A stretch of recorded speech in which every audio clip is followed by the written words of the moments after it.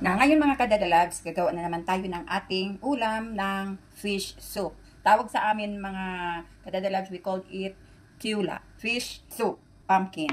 So in our dialect, Tausug, we call it tiula. Tiula with the head of the tuna and with pumpkin. Tiula kabasi. We boiled our water mga kadadalags. Ako pag naggagawa ko ng sabaw, pinapakulo ko muna ang tubig before I will put the onion and tomato. Yan.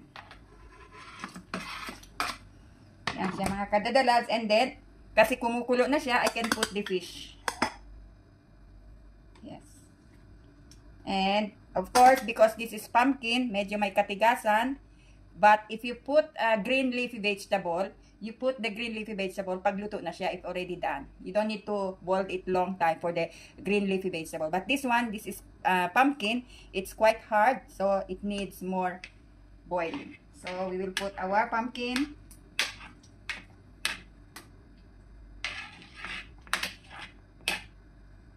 Yan. So, medyo umapaw ang tubig.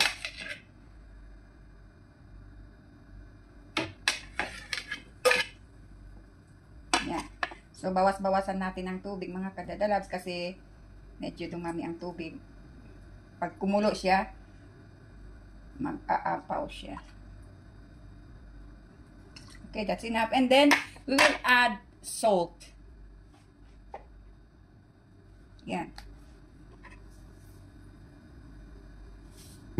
Salt. And I'd like to put seasoning, the aji.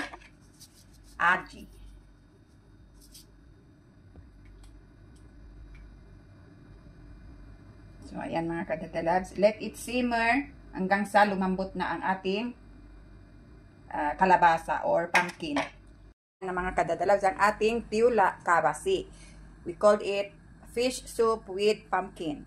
So, we will let it boil hanggang sa lumambot na ang ating kalabasa.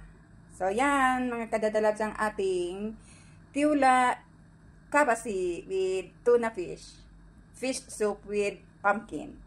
Ayan mga kadadalabs, kung nakarami ang tubig ng sabaw ninyo or any soup, lagyan lang ng steel na sandok para hindi umapaw ang bubbles. Yan. So hanggang dyan lang siya. See mga kadadalabs, no choice ang bubbles.